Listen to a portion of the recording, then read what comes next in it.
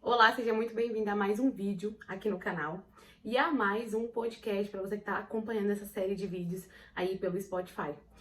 Hoje a palavra que Deus ministrou no meu coração é um tema que por muito tempo eu vim lutando, né, para conseguir se enquadrar, e eu ainda estou, né, nessa jornada de alinhamento para me enquadrar nesse princípio que é um valor muito grande para mim, que o tema é a obediência, né? E eu vou mostrar para vocês dentro da Bíblia, né, um pouco mais sobre obediência, falando um pouco mais sobre isso.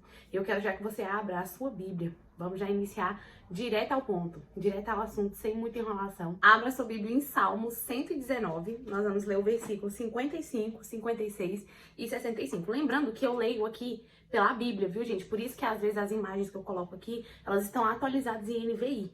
Então, assim, a Bíblia já é uma edição mais antiga, né? Então, eu coloco a edição NVI aqui pra vocês, que às vezes a palavra tá diferente do que eu leio aqui, tá? Mas seguimos na mesma linhagem. Salmo 118, perdão, versículo 55, 56 e 65. Versículo 55. De noite, lembro-me, Senhor, de vosso nome, guardarei a vossa lei. Escolhi como parte que me toca observar os vossos preceitos. Versículo 65. Tratardes com benevolência o vosso servo, Senhor, segundo a vossa palavra. Na versão NVI, aqui tá falando sobre obediência, né? Eu quero trazer para você que Jesus, que foi enviado para salvar a sua vida, porque ele teve amor por nós, pela minha vida, pela sua, ele obedeceu a Deus, né? Ele veio para a terra, mas ele foi um sinal de obediência. Se caso não tivesse sido obediente, nada do que aconteceu com ele teria acontecido, talvez, né? Porque ele obedeceu aos preceitos do Senhor. E ele não tomava decisões, né? Ele já era ligado com o Pai, ele já era ligado com Deus. O que Deus mandava ele fazer, ele sem retrucar, ele já executava. Então não era uma coisa de se pensar, eu acho que eu vou fazer, eu acho que vou pensar aqui se eu quero fazer isso. Não. Jesus, ele recebia a ordem de Deus e já executava, já colocava em ação. Por isso que o caminho dele era guiado por Deus, né? Jesus estava sendo guiado por Deus, trabalhando em prol a Deus, porque ele tinha um propósito aqui na terra, e esse propósito era salvar a minha vida, a sua vida, morrer pelos nossos pecados. Fernanda, mas eu nem era nascida naquela época. Eu nem existia. Você não existia. Mas o sangue dele foi derramado por você, né? O sangue dele. E outra coisa, as pessoas costumam falar, somos todos filhos de Deus. Não. Somos todos criação de Deus, né? A partir do momento que você reconhece Jesus como seu único salvador, como o seu Jesus, seu pai que morreu por você, que amou, que entregou a vida por você, aí sim você se torna filho, né? E com isso temos o batismo, né? Que é um outro passo. Então, assim, Jesus, ele veio para morrer por nós, ele derramou o sangue dele por nós, né? E salvou as nossas vidas. Ele já veio e derramou o sangue dele pelos seus pecados, pelos meus pecados, que talvez hoje nós estamos cometendo, né? Mas aí ele já derramou o sangue por você, né? Ele te amou antes de você existir. E ele foi obediente para que cumprisse essa profecia. Gosto muito de falar que quando você cresce em obediência, Deus, ele começa a trabalhar através de você, né? Quando você está em obediência com Deus, respeitando os mandamentos, respeitando a palavra do Senhor, conhecendo a palavra do Senhor, né? Porque não tem como eu obedecer a alguém que eu não tenho intimidade. Não tem como eu obedecer a alguém que eu não sigo, né? Que eu não leio sobre, para tentar entender quem foi Jesus no mundo, o que ele veio fazer, que obras ele fez, né? Quem que ele salvou, o que ele disse. Não tem como eu obedecer a alguém que eu não tenho intimidade, que eu não tenho respeito, que eu não conheço a história, né? Sempre que a gente conhece uma pessoa, a gente já senta e pergunta, você é casado? Você tem filhos? Como vocês se conheceram? Como que foi isso? A gente começa a interrogar essa pessoa, né? Pra gente conhecer ela. E conhecendo ela, a gente consegue ter intimidade. Não tem como você ter intimidade por Jesus. Não tem como você ter obediência por Jesus, para ele começar a agir na sua vida, sem que você conheça ele. Então, se você não lê a Bíblia Sagrada, se você não tem costume de ir em culto, em igreja, não tem como você ter isso com ele, né? Às vezes fala, Fernanda, mas eu oro em casa, eu busco em casa mesmo. Você precisa ter alguém que esteja ungido, esteja embaixo de uma palavra, que possa te exortar, que possa pregar através dessa palavra, dessa missão, mostrar pra você, realmente, se é certo ou se é errado. Porque às vezes eu tô em casa, tô orando, Deus não tá me ouvindo. Não, ele tá te ouvindo. Ele vai te ouvir assim mesmo. Mas onde você vai se alimentar do seu espírito? Onde que você vai receber a palavra? Onde que você vai conhecer a palavra? né? Porque às vezes a gente não tem o discernimento de pegar a Bíblia, ler, entender, interpretar. Mas lá na igreja onde você vai, o irmão ele já é ungido, ele já sabe ler e interpretar a Bíblia, a palavra de Deus para você. Então, quando a gente cresce em obediência, Deus começa a trabalhar através da nossa vida. E quantas pessoas hoje não precisa de você? Tá esperando só você realmente renunciar às coisas do mundo e aceitar o seu chamado para que Deus comece a trabalhar e salvar essas pessoas. Quantas pessoas, quantas vidas Deus não vai entregar na sua mão a partir do momento que você falar, eu vou servir a Deus. Senhor, me mostra o meu propósito, me mostra o meu chamado. Para que eu vim? Qual que é a minha missão aqui na Terra? Porque às vezes a gente acha que a gente está aqui na Terra em vão, e não. A gente tem uma missão, a gente tem um propósito aqui. E quantas vidas Deus não quer trabalhar nessas vidas através de você? Através da sua história, através do que você tem para falar para elas, através de uma missão, de um propósito. Então, assim, tá na hora de você começar a enxergar que a sua vida não é só mais uma vida, né? Sua vida é eterna. Ela é eterna, seja com Deus ou não. Isso é nossa escolha, né? A partir do momento que a gente começa a entender a Bíblia, começa a entender a palavra, a gente começa a entender que a nossa vida não é só aqui na Terra. Após nós dormirmos, descansarmos, né, que é a morte aqui para a carne, nosso espírito vai viver com Cristo, né? Então, você tem uma vida eterna. Então, por que se apegar a tanta coisa do mundo, né? As preocupações, as aflições, por quê? Né? Então, começa a viver em obediência, a procurar viver em obediência. Começa a ser dessa forma, a permitir ser dessa forma, para que Deus possa trabalhar na vida de outras pessoas através de você. E eu vou te falar uma coisa, obediência é renunciar várias coisas dessa terra. Obediência é renunciar, né? E às vezes Deus, ele testa a gente naquilo que a gente é mais apegado, naquilo que a gente mais gosta. Seja um lugar, seja uma bebida, seja algo que a gente gosta de fazer, seja pessoas. Deus, ele testa a gente naquilo que a gente mais ama.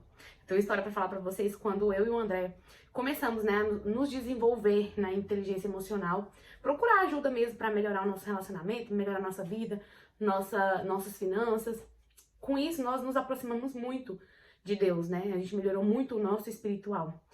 E nós tivemos que renunciar a várias coisas na nossa vida pra gente chegar aqui, hoje, juntos, firmes, porque a gente não queria abrir mão de muitas coisas, mas teve que ter a renúncia, porque através da renúncia você recebe algo de Deus. Através da renúncia você mostra pra Deus que você não tá apegado nisso, que não é isso que te define, não é só isso que te define, né?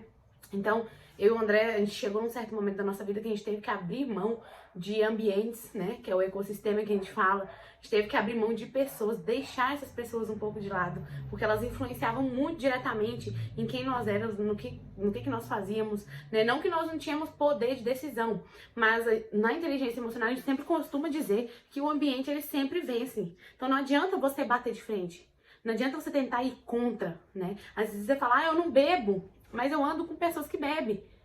Conta o prazo que vai durar para que você comece a experimentar também. Porque se você é diferente, você não vai andar com essas pessoas. Automaticamente, essas pessoas vão te expulsar de perto delas. Elas vão parar de te convidar, elas não vão te chamar para o ambiente que elas vão se afastar de você, porque se você não bebe, ou elas vão se afastar de você dessa forma, ou você vai ser um motivo de chacota no meio delas. Ah, não bebe por quê? Não sei o quê. Ah, é melhor que nós. E vai ser um motivo de chacota no meio delas. Então, não tem como você ir contra. Não tem como. Então, às vezes, Deus pede pra gente renunciar a várias coisas. E eu e o André, nós começamos a renunciar. Renunciar. Isso doeu muito na gente. Isso doeu muito na gente ter que sair de ambientes. Nós bebíamos na época, né? Hoje a gente... Não vou falar, nunca mais vou beber. Não. Mas hoje eu vejo que eu não preciso disso mais. Antes nós bebíamos, mas por motivos disfuncionais, né? A gente queria tampar uma dor, queria tampar uma aflição. A gente só era feliz quando tava bêbado, quando tava na roda dos amigos, na bagunça, né? Que fazendo a curtição, a zoação. E fora disso, quem que era o André e a Fernanda? Não tinha conexão, não tinha vínculo, não tinha amizade, não tinha uma conversa saudável, não tinha nada, era vazio. Né? Era como se os dois estivessem dentro de uma casa, mas não tivesse nada a oferecer um pro outro. Mas quando tava bêbados, bebendo, a interação vinha, a amizade vinha, logo as risadas começavam. Então, assim, a gente começou a usar a bebida como para tampar uma dor nossa, né? para realmente trazer uma versão que essa versão nossa não existia, né? Sendo que o André e a Fernanda sóbrios, na sua versão normal, natural, eles eram muito mais divertidos, eles conseguiam se divertir, conseguiam sair, conseguiam conversar, né? Só que não tinha essa perspectiva de vida. Só era, eu tenho que beber para eu poder conseguir suportar esse dia. E todo dia era 2, 1, ia sair, era muito mais que um fardinho de cerveja, e com isso a gente estava indo. Só que a gente entendeu que da forma que estava, não dava para ficar, não dava. Tinha que haver uma mudança, tinha que haver renúncia, e através disso, o André, ele foi o primeiro, né, a parar de beber, e ele falou, não quero isso mais pra minha vida. Por ele também, né, já vim de um lar onde a bebida era presente, isso feria muito ele, né, então assim, não vou entrar muito adentro, que é da particularidade dele, mas depois ele pode vir aqui contar mais pra vocês.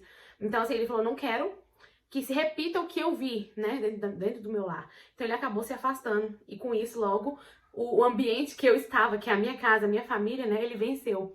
Não tava mais congruente eu beber e o André não. Então logo eu também fui deixando de beber, mas para isso eu precisei entender quem eu era. Porque se eu não tivesse entendido quem eu era, eu não tinha deixado de beber. Porque a Fernanda que eu conhecia, a Fernanda que eu estava acostumada, a Fernanda que pra mim era a Fernanda que bebia, que tinha que estar na roda de amigos, que tinha que ir pra balada, tinha que beber. Então isso estava presente em nós. Mas quando houve a renúncia, realmente eu descobri a minha verdadeira identidade. Quem eu sou, quem a Fernanda é. E quem a Fernanda também é em Cristo, né? Que é o mais precioso para nós. Então Deus, ele vai testar você naquilo talvez que você mais ama. Naquilo que você mais ama é onde Deus vai mexer. Deus vai começar a mexer as estruturas, é onde vai mais doer em você, para ele entender, será que realmente ela tá pronta para ir pro próximo nível? Será que realmente ela vai abrir mão, ou ele vai abrir mão para ir pro próximo nível, ou ele vai permanecer, ela vai permanecer ali nessa vida, não vai enxergar a abundância, a prosperidade que eu tenho para a vida dela. Só que para isso, para essa renúncia, tem que ter a obediência. E o quanto hoje você está disposta a renunciar coisas que não estão agradando a Deus e que não faz parte mais da versão que você é. O quanto hoje você está disposta a ir para o próximo nível, a deixar Deus trabalhar na sua vida, a deixar Deus te usar para transformar talvez seu esposo, seus filhos, sua família, as pessoas que estão na sua volta. Porque pode ter certeza que a renúncia vai doer, mas a transformação ela vai ser muito grande. Então, quanto hoje você está disposta a ir para o próximo nível, mas a renunciar bagagens que não vão poder subir essas escadas com você? Deixa para trás. O quanto você está disposta a deixar para trás? Como eu estava falando, né? O próprio Jesus, ele veio para deixar esse ensinamento de obediência para nós. Lá em João 6, versículo 38, ele fala, ó, pois desci do céu, não para fazer a minha vontade, mas a vontade daquele que me enviou. Então, se o próprio Jesus, ele obedeceu, ele foi obediente, ele teve que renunciar aos prazeres da carne, porque Jesus era 100% carne e 100% espírito, né? Então, ele teve que renunciar também à carne, aos prazeres da carne, aos desejos da carne. Por que Jesus foi tentado lá no deserto? Pelo diabo, pelo Satanás. Por que ele foi tentado? Porque ele também era carne. Então, na cabeça do inimigo, tinha a possibilidade dele falhar, tinha a possibilidade dele ceder à tentação. Então, assim, a tentativa havia a oportunidade, porque ele também era carne. Ele também estava com fome. Jesus tinha acabado de fazer um jejum de 40 dias. Então, Jesus estava ali na carne. A carne estava sofrendo, com fome, né? Querendo os prazeres da carne. Mas por que que Jesus não falhou?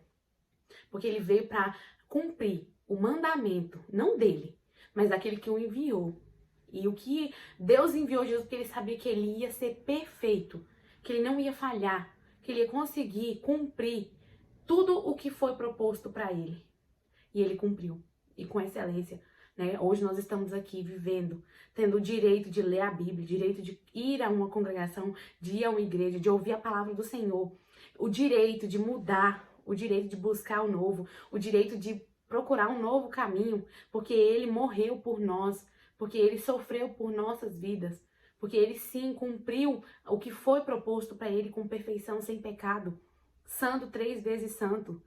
Então, se ele cumpriu, nós também conseguimos cumprir, né? Olhando para o amor de Jesus por nós, que ele morreu na cruz por nós, que ele sofreu tudo, apanhou, teve coroa de espinho sobre a sua cabeça, mas ele foi obediente àquele que o enviou.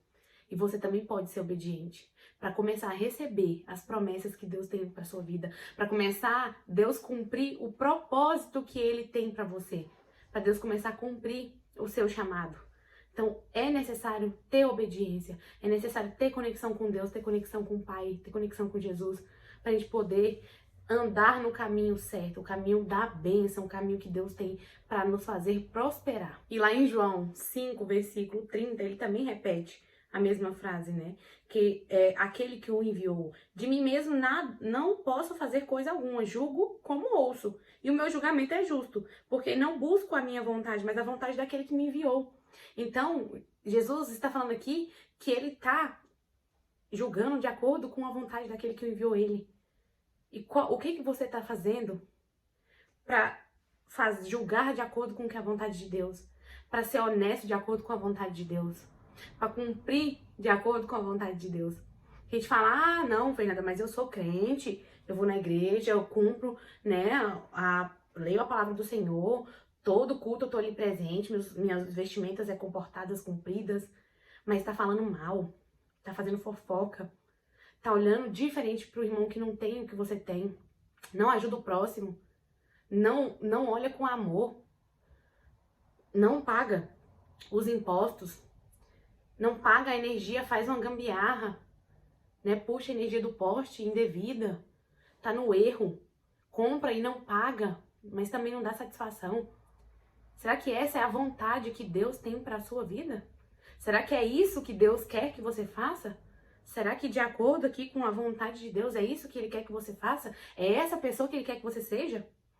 Porque é muito fácil eu olhar para o irmão e apontar os defeitos dele, apontar o que ele faz de errado, mas como que tá as minhas vestes?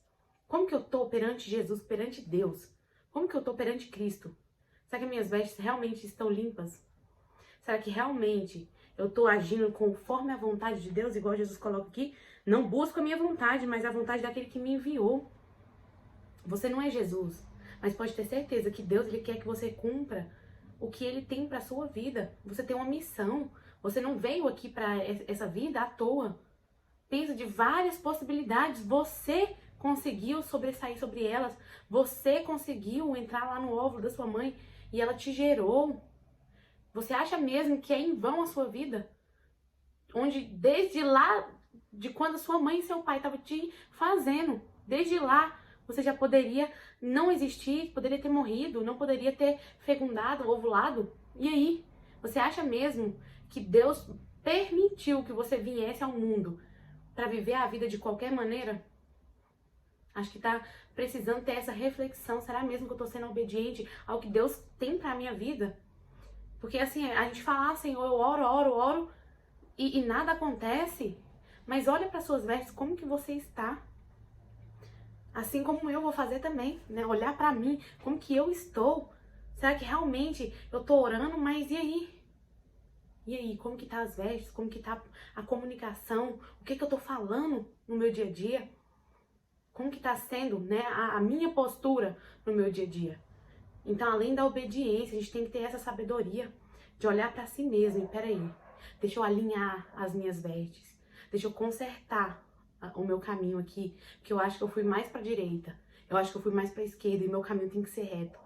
Dentro da palavra de Deus, eu tenho que ter obediência e tenho que ter sabedoria. Lá em 1 Pedro, capítulo 1, versículo 2, fala: eleito segundo a presciência de Deus Pai e santificados pelo Espírito para obedecer a Jesus Cristo e receber a sua parte, a aspersão do seu sangue, a graça e a paz vos sejam dadas em abundância. Então aqui Deus já está nos abençoando. Se você viver em obediência, você já recebeu aqui a graça e a paz em abundância. Então quem obedece tem promessa. Quem obedece tem promessa. Então seja obediente. Conheça as escrituras sagradas, leia a Bíblia, busque. Talvez você não leia a Bíblia, mas Fernando não entende. Busca quem tem sabedoria. Peça para Deus te mostrar a pessoa que tem sabedoria para te instruir a palavra de forma certa. Para que essa graça, para que essa paz vos seja entregue com abundância. Porque Jesus já deixou escrito aqui. Já está escrito. É para você, é em abundância. Então, é preciso essa obediência, é preciso essa renúncia. Aqui eu trago também, além, né, da renúncia, da obediência, lá em Filipenses 2, versículo 12, né? Deus fala sobre a perseverança no esforço pela perfeição. Né? Assim, meus caríssimos, vós que sempre fordes obedientes, trabalhai na vossa salvação com temor e tremor, não só como quando eu estava entre vós, mas muito mais agora na minha ausência, porque é Deus quem, segundo o seu beneplácito, realiza em vós o querer e o executar. Então Deus fala aqui, né? Vocês tiveram obediências e também temor e tremor quando eu estava entre vocês, mas que tenha muito mais agora, na minha ausência, né? Na ausência de Jesus. Porque é muito fácil, né? No seu serviço, você ver o seu chefe e guardar o celular, guardar as coisas que não pode fazer na empresa e fingir que tá fazendo o certo, que tá fazendo o que tem que ser feito dentro da empresa, mas quando o chefe tá te olhando, tá te observando.